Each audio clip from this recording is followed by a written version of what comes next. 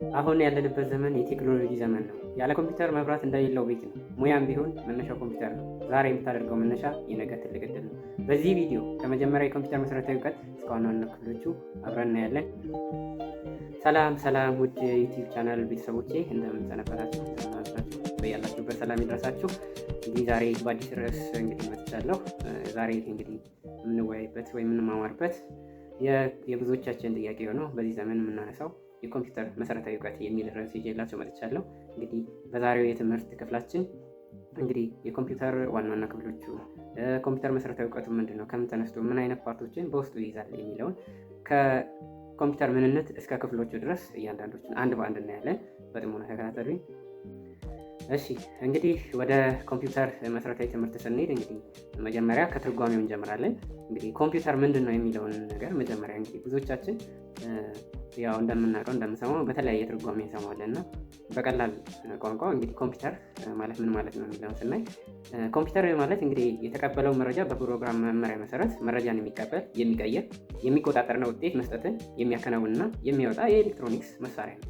እንግዲህ ኮምፒውተር በዚህ ሰዓት ላይ በዚህ ዘመን ላይ በጣም የሚያስፈልግ ትልቅ የኤሌክትሮኒክስ መሳሪያ ነው። በተለያየ በግል መስሪያ ቤቶች ሊሆን ይችላል፣ በመንግስት መስሪያ ቤቶች ሊሆን ይችላል እና በሁሉም ቦታ ላይ ቴክኖሎጂ አሁን ባለበት ዘመን እንግዲህ ኮምፒውተር በጣም ሚናውም ትልቅ ነው። በጣም በዚህ ሰዓት በጣም አስፈላጊ ነው ማለት ነው። አይደለም የግድ ኮምፒውተርን የግድ ትልቅ ነገር ይዘን በመንቀሳቀስ ብቻ ሳይሆን ኮምፒውተር በተለያየ መንገዶች እንይዘዋለን። አሁን በዚህ በሰለጠነ ዘመን በተለያየ በእጃችን ላይ በታብሌቶች መልክ፣ በፒሲ መልክ እና በቀላሉ በቃ ቀላል በሆነ መልኩ የምናንቀሳቅሰው መሳሪያ ሆኗል። በፊት ባልሰለጠነው ዘመን በፊት ገና ክሬት ከመደረጉ በፊት በቤት ውስጥ ቤትን የሚያህል ኮምፒውተር ነበር። አሁን ላይ ደግሞ ቴክኖሎጂ ተሻሽሎ በእጅ እስከ መያዝ ድረስ በጀርባ እስከሚታዘል ድረስ በጣም አነስተኛ ኢምንት በሆነች ቴክኖሎጂ ቀርቧል ማለት ነው። ስለዚህ ኮምፒውተር እንግዲህ ይህንን የሚሰራ ቀልጣፋ የሆነ ስራና ብዙ ስራዎችን የሚሰራ በአንድ ጊዜ መስራት የሚችል የኤሌክትሮኒክስ መሳሪያ ነው ማለት ነው። ስለዚህ ይሄንን ካልን እንግዲህ ወደ ቀጣዩ ስንሄድ ዋና ተግባሮችን ወይም ፈንክሽን ኦፍ ኮምፒውተርስ የሚለው እናያለን። በዚህ ውስጥ እንግዲህ የምናየው ዋና ተግባሮቹ ፈንክሽን ማለት ኮምፒውተር ምንድን ነው የሚሰራው፣ ማለት ምን አይነት ነገሮችን ያከናውናል፣ ለምንድን ነው የሚያስፈልገን የሚለውን ነገር አንድ በአንድ እናያለን ማለት ነው። ስለዚህ ዋና ተግባሮቹን ስናይ የመጀመሪያው ኢንፑት ነው። ኢንፑት ማለት መረጃን ማስገባት ወይም መቀበል ማለት ነው። ለምሳሌ ያው እንግዲህ ኮምፒውተር አንድ ሰው አለው ማለት ኮምፒውተሩ ሲከፍት የግድ የሆነ ነገር አክሰስ ለማድረግ ምን ያስፈልገዋል? ኢንፑት ያስፈልገዋል። ስለዚህ ወደ ኮምፒውተሩ ወይም ወደ ሲስተሙ ለመግባት የግድ መረጃን ለማስገባት ምን ይፈልጋል? ኢንፑት ዲቫይስ ያስፈልገዋል። ስለዚህ የመጀመሪያ ስራው ኢንፑት ነው ማለት ነው። ስለዚህ ለምሳሌ ይሄንን የምናደርገው ደግሞ ለምሳሌ ኢንፑት ዲቫይስ የሚባሉ አሉ። ላይክ እንደ ኪቦርድ፣ እንደ ማውዝ የመሳሰሉ ልክ ሲስተሙን እንደከፈትን እኛ የፈለገውን አክሰስ ለማግኘት የምናከናውንበት ዲቫይስ ማለት ነው። ስለዚህ መረጃን ለማስገባት እነኝህን ዲቫይሶች እንጠቀማለን። ይሄ የመጀመሪያው ተግባሩ ነው። ሌላኛው በሁለተኛ ደረጃ የምናየው ደግሞ ፕሮሰሲንግ ነው።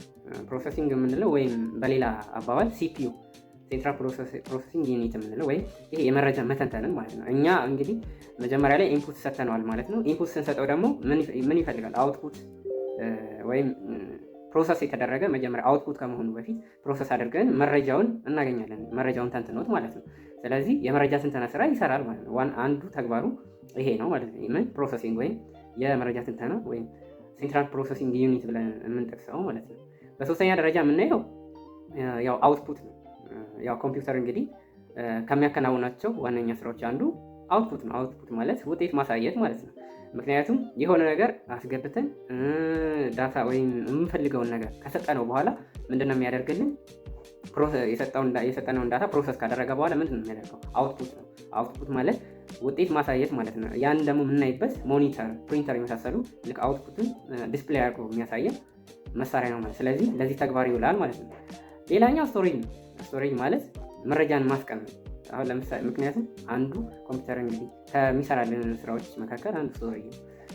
ምክንያቱም መረጃን ያስቀምጥልን ለረዥም ሰዓት ለረዥም ጊዜ መረጃን ያስቀምጥልን። በምን መልክ ስንል ደግሞ በሃርድ ዲስክ፣ በፍለሽ በመሳሰሉት እንትኖችን መረጃዎችን ያስቀምጥልናል ማለት ነው።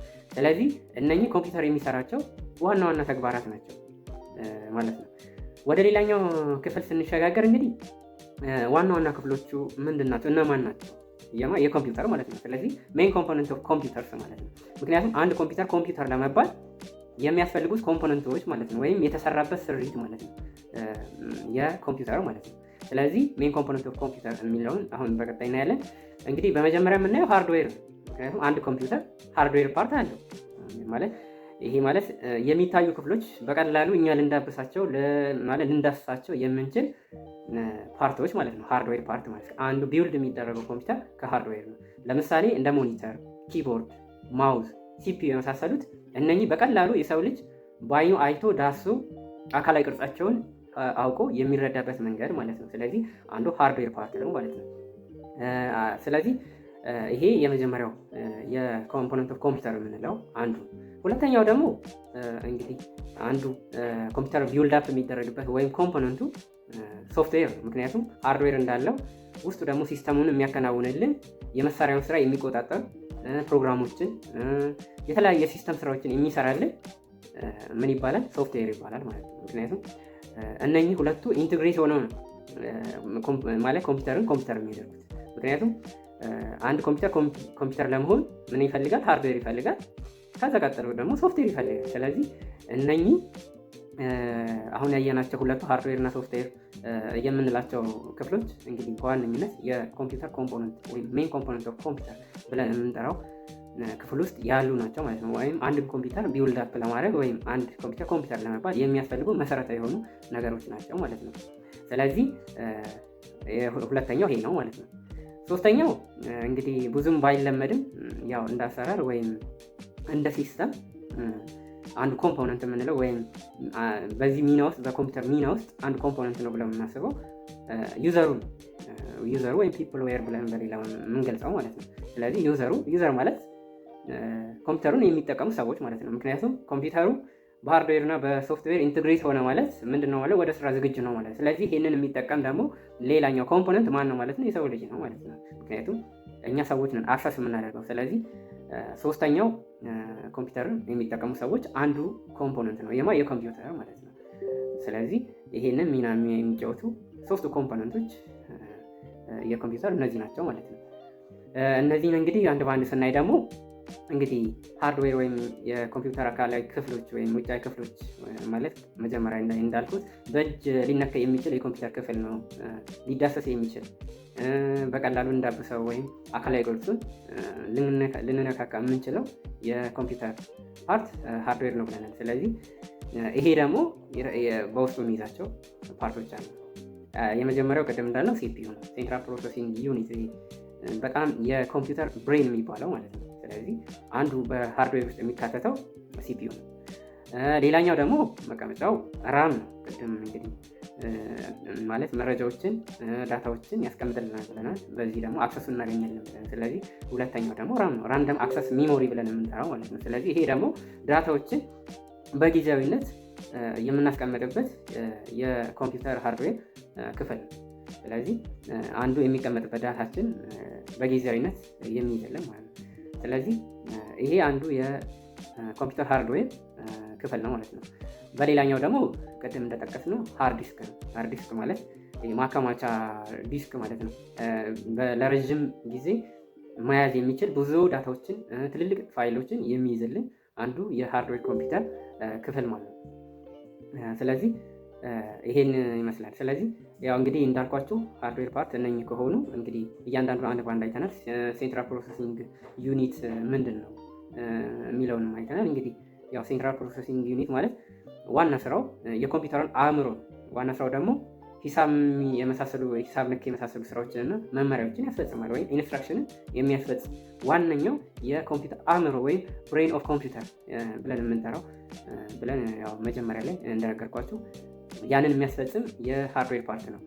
ሌላኛው ያው እንግዲህ አሁን እንዳልኳችሁ ራም ብያለሁ። ራንደም አክሰስ ሚሞሪ የምንለው እንግዲህ የጊዜያዊ ማከማቻ ምናምን ብለን የጠቀስ ነው ማለት ነው። ስለዚህ ይሄ ነው። ሌላኛው ደግሞ ያልጠቀስኩት ሞኒተር ደግሞ አንዱ የሃርድዌር ፓርት ነው። ምንድን ይሄ መሳሪያ ደግሞ አውትፑት ዲቫይስ ሆኖ ምንድን ነው የሚያሳየው? ሪዛልትን ወይም ውጤትን ዲስፕሌይ ነው የሚያደርግልን። ምክንያቱም የሆነ ኢንፑት ሰጥተ ነው የሆነ እንትን ማለት እኛ የምንፈልገውን ዳታ ከሰጠነው በኋላ ስክሪን ላይ ዲስፕሌይ የሚያደርግልን መሳሪያ ነው ማለት ነው። ስለዚህ የኮምፒውተሩን ውጤት በእይታ የሚያሳይ መሳሪያ፣ ስለዚህ ሞኒተር እንለዋለን ማለት። ስለዚህ አንደኛው የሃርድዌር ፓርት ክፍል ነው ማለት ነው። ሌላኛው ደግሞ እንግዲህ መጀመሪያ ላይ እንዳነሳሁት ያው ኪቦርድ ነው። ኪቦርድ እንግዲህ አንደኛው የሃርድዌር ፓርት ነው። ኪቦርድ እንግዲህ የሚጠቅመን ዳታዎችን ለማስገባት ያው ኢንፑት ዲቫይስ ስለሆነ ወደ ኮምፒውተሩ ዳታን የሚያስገባልን ዲቫይስ ነው። ቁጥሮችን ሊሆን ይችላል፣ ፊደላትን ሊሆን ይችላል፣ ሌላ ትዕዛዞችን ለማስገባት የሚረዳን እና በቀላሉ ኮምፒውተራችን ወይም ላፕቶፓችን ስንከፍት የምናገኘው ፊት ለፊታችን ላይ የምናገኘው የኮምፒውተር ሃርድዌር ፓርት ነው። ስለዚህ ሃርድዌርን በዚህ መልክ ካየን እንግዲህ ሶፍትዌር ደግሞ አንድ ባንድ እናያለን። የሶፍትዌር ምንድን ነው እና አይነቶቹ እናያለን ማለት ነው። ስለዚህ በሁለተኛነት ደረጃ እንግዲህ አንደኛው የኮምፒውተር ኮምፖነንት እንግዲህ ሶፍትዌር ነው ማለት ነው። ስለዚህ ሶፍትዌር ማለት ያው በሌላ አገላለጽ ፕሮግራም ማለት ነው። ምክንያቱም ኮምፒውተሩ በሲስተም ምክንያት የሚያከናውነው ስራ ማለት ነው።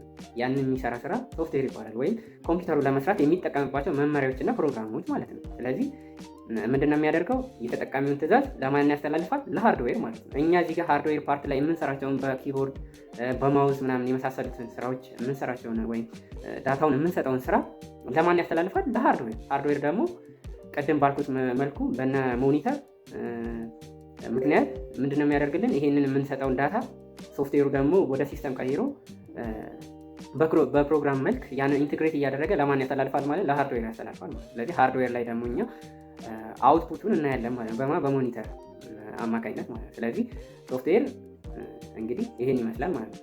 እንግዲህ ወደ አይነቶቹ ነው የምንሄደው። እንግዲህ ሃርድዌር አይነቶቹን አይተናል፣ ምን እንደሚያካትት እንዳየን ሁሉ አሁን ደግሞ የሶፍትዌር አይነቶችን እናያለን ማለት ነው። ስለዚህ የሶፍትዌር አይነቶች እንግዲህ በትንሹ ያው 3 አይነት ናቸው። እንግዲህ ከነዚህ ውስጥ የመጀመሪያው ሲስተም ሶፍትዌር ነው። ሲስተም ሶፍትዌር እንግዲህ የኮምፒውተሩ መሳሪያዎች የሚቆጣጠር ማለት ነው። ለምሳሌ እንደ ዊንዶው፣ እንደ ማክ ኦፕሬቲንግ ሲስተም፣ እንደ ሊነክስ የተባሉ ኦፕሬቲንግ ሲስተሞችን ኢንቴግሬት አድርጎ ወደ ሲስተም ውስጥ ወይም ሲስተሙን የሚቆጣጠርልን ማለት የሶፍትዌር አይነት ነው ማለት ነው። ስለዚህ የመጀመሪያው ሶፍትዌር ሲስተም ሶፍትዌር ነው ማለት ነው። ሁለተኛው የሶፍትዌር አይነት ደግሞ አፕሊኬሽን ሶፍትዌር ነው። እነኚህ ብዙዎቻችን እንግዲህ እኛ በዕለት ተዕለት እንቅስቃሴያችን ወይም የዕለት እንቅስቃሴያችን የቴክኖሎጂ ጊዜ በመሆኑ ከቴክኖሎጂ ጋር እንግዲህ መንቀሳቀስ እንደምንችል ያው ግልጽ ነው በዚህ ዘመን። ስለዚህ ብዙ ጊዜ እንግዲህ ስልክ ተጠቃሚዎች ነን። ለምሳሌ እንደ ስማርትፎን፣ ታብሌቶች የመሳሰሉትን በእጃችን ልንይዛቸው ወይም ይዘናቸው በቀላሉ የምንንቀሳቀሳቸው ሞባይሎች ማለት ትልቅ ኦፕሬቲንግ ሲስተም ያላቸው የተገጠመላቸው ሞባይሎች ነው አሁን በዚህ ዘመን ላይ ይዘን የምንንቀሳቀሳቸው። በእነሱ ውስጥ አክሰስ የምናደርጋቸው ሞባይላችን ላይ በቀላሉ ልናገኛቸው የምንችለው ወይም ደግሞ በላፕቶፕ ወይም በኮምፒውተር በቀላሉ እኛ አክሰስ የምናደርጋቸው በስራ ዓለም ላይ ሊሆን ይችላል፣ በቴክኖሎጂ ስራዎች ላይ ሊሆን ይችላል። አብዛኛውን አክሰስ የምናደርጋቸው ማለት ነው።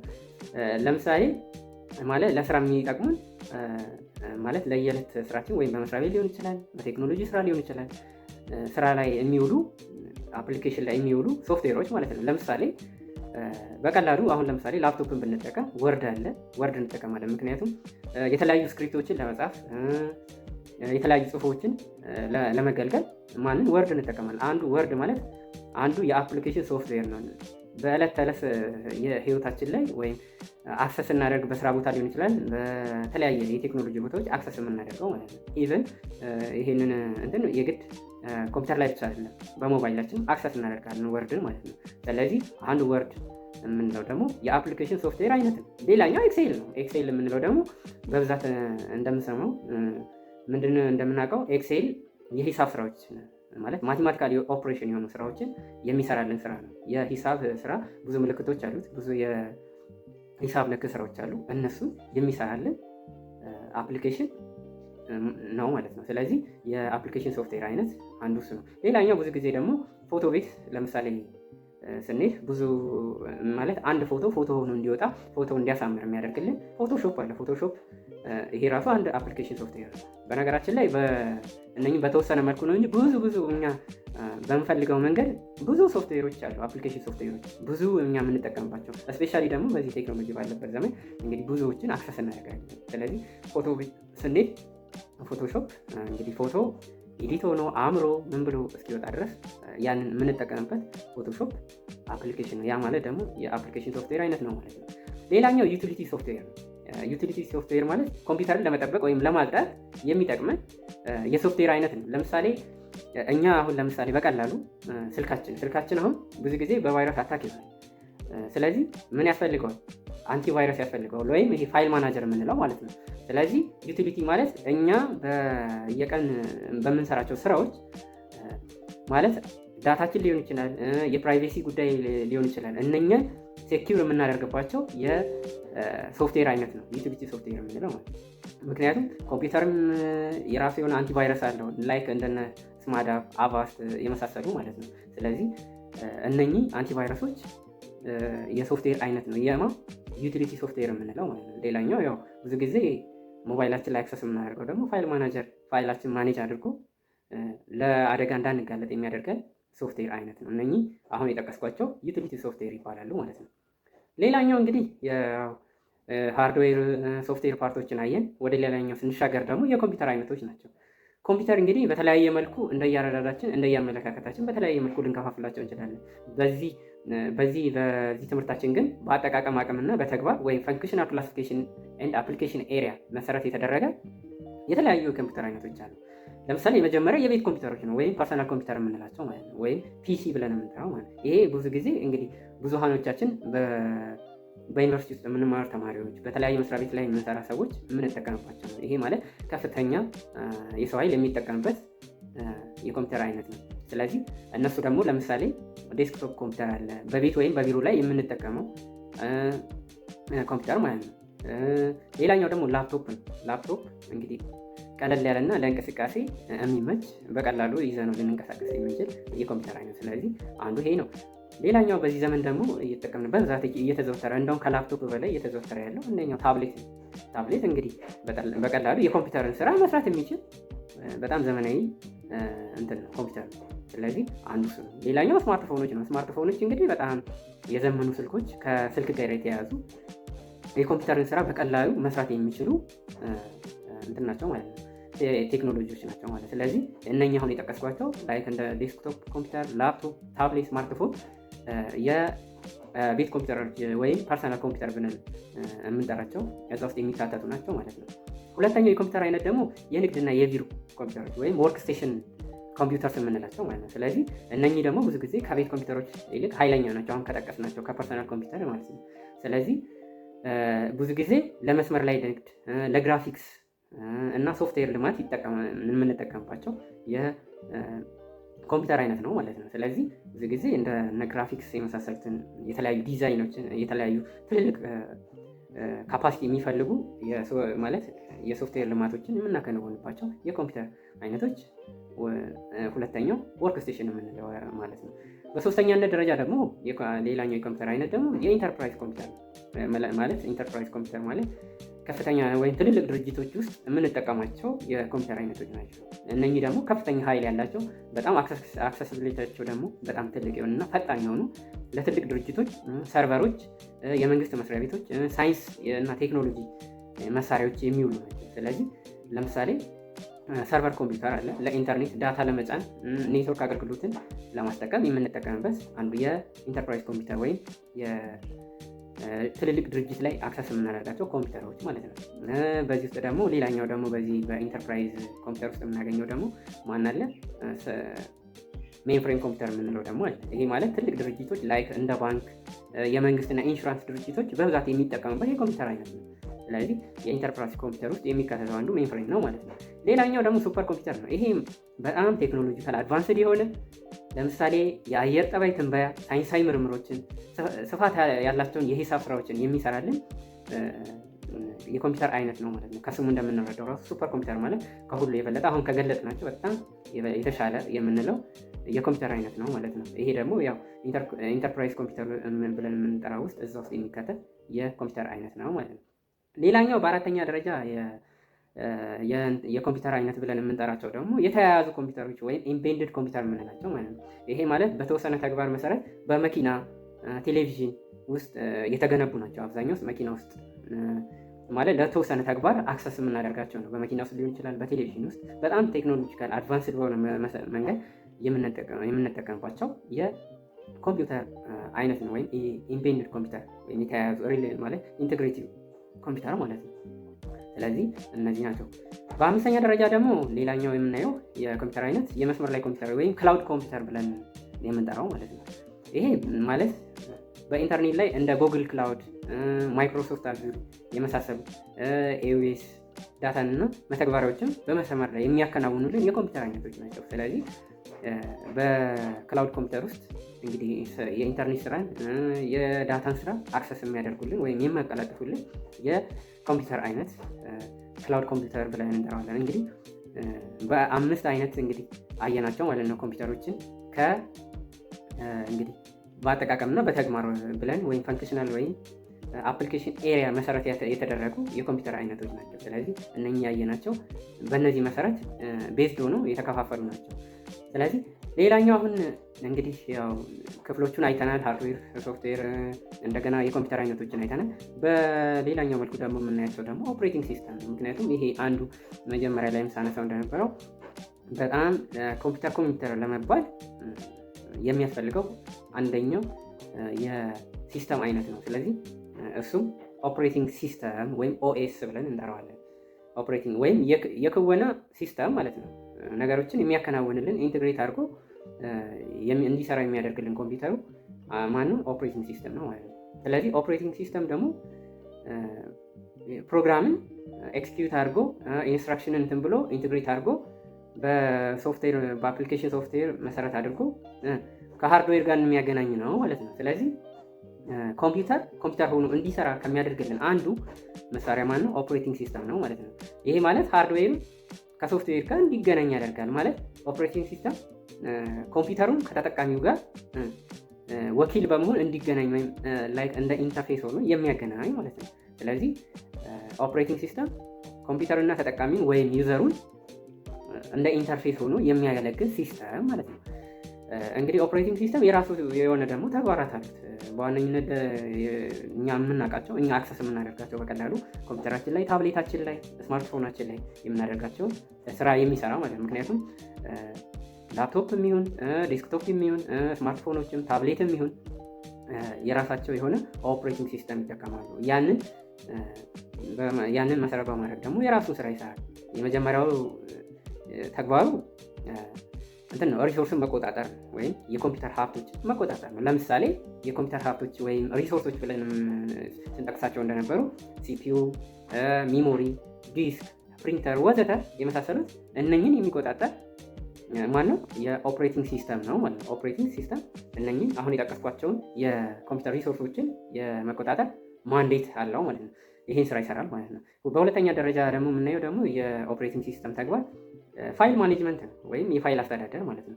ፋይሎችን ክሬት ማድረግ፣ ፋይሎችን መሰረዝ ወይም ድሊት ማድረግ፣ መቀየር፣ እንደገና ደግሞ ቦታ አሎኬት በማድረግ እነኝህ ፋይሎችን ምን ያደርጋል ማለት ማኔጅ ያደርግልናል ማለት ፋይልን የማኔጅ የማድረግ ስራ ይሰራል ማለት ነው ኦፕሬቲንግ ሲስተም ማለት ነው። ሌላኛው ደግሞ የኦፕሬቲንግ ሲስተም ስራው ምንድን ነው?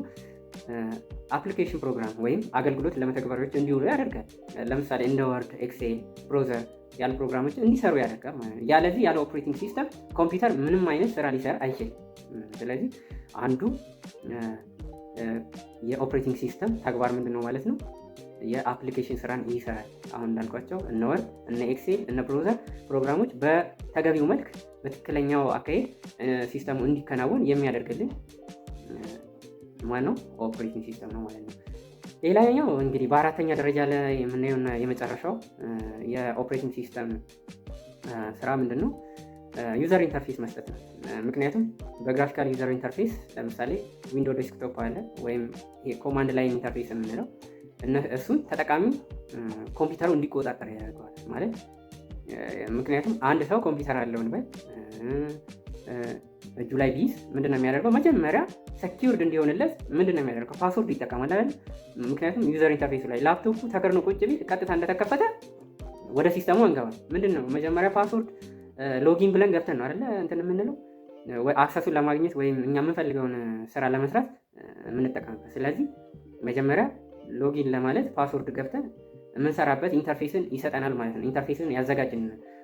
ልክ አዲስ ኮምፒውተር ገዝተን አክሰስ ልናደርግ ስንፈልግ ቀጥታ ወዲህ ነው ወደ ዊንዶው ኦፕሬቲንግ ሲስተም እንደከፈትን ምንድን ነው የሚጠይቀን? ፓስወርድ ወይ ሌላ መግቢያ ሪኮግናይዝ የሚያደርግልን ባለቤትነቱን የሚያረጋግጥልን ኢንተርፌሱን ያዘጋጅልናል ማለት ነው። ምክንያቱም የሆነ ሲስተም ለመግባት ወይም የሆነ ስራ ለመስራት ወደ ኮምፒውተር ውስጥ መጀመሪያ መግባት ያለብን ዩዘር ማለት ሎጊን ብለን የምንገባበት ኢንተርፌስ፣ ያ ማለት ዩዘር ኢንተርፌስ ማለት ነው። በቀላሉ ደግሞ እጃችን ላይ በምንይዘው ሞባይል አሁን ዝም ብለን ላይቱን አብርተን ወይም ስታርት አድርገን ስናስጀምረው ዝም ብሎ አይገባም። ምክንያቱም ሎጊን ብለን ፓስወርድ አስገብተን ነው የምንጠቀመው። ስለዚህ ያንን ስራ ያዘጋጀ፣ ያ ማለት ደግሞ ኢንተርፌስ ነው ማለት ነው። ያ ስራ ደግሞ የማን ነው ማለት ነው? የዩዘር ኢንተርፌስ ስራ ሆኖ ማን የሚሰራው ማለት ነው? ኦፕሬቲንግ ሲስተም ነው። ስለዚህ ይሄንን የሚያዘጋጅልን ወይም ዩዘር ኢንተርፌስን የሚያዘጋጅልን ማን ነው ማለት ነው? ማን ነው? ኦፕሬቲንግ ሲስተም ነው ማለት ነው። ስለዚህ ላይክ እንደ ግራፊክስ ዩዘር ኢንተርፌስ፣ ኮማንድ ላይን የሚመሳሰሉ እኛ አክሰስ የምናደርጋቸው ዴይ ቱ ዴይ ላይፋችን ላይ በኮምፒውተራችን፣ በዴስክቶፓችን እንዲሁም በታብሌት በያዝነው የቴክኖሎጂ መሳሪያ አክሰስ የምናደርጋቸው በቀላሉ የምንጠቀምባቸው ስራዎችን የሚሰራልን ወይም የሚያቀናጅልን ሲስተም ኮምፒውተር ሆኖ እንዲሰራ የሚያደርግልን ማን ነው ማለት ነው? ኦፕሬቲንግ ሲስተም ነው ማለት ነው። ስለዚህ እነኝን እንግዲህ በዛሬው ትምህርታችን ላይ አይተናል። እንግዲህ አስተያየት፣ አዲስ ነገር የሚጨመር ወይም እንዲዘጋጅልን ብላችሁ የምታስቡት እና ይሄ ነገር ግልጽ አይደለንም፣ በተሻለ መልኩ ደግሞ ሌላም እንደዚህ አይነት ኮንቴንቶችን ወይም የኮምፒውተር ወይም የቴክኖሎጂ ኮንቴንቶችን ስራልን የምትሉ ከሆነ ደግሞ በኮመንት ሴክሽን ላይ አሳውቁኝ። ስለተከታተላችሁኝ አመሰግናለሁ። በያላችሁበት ሰላም ሁኑ።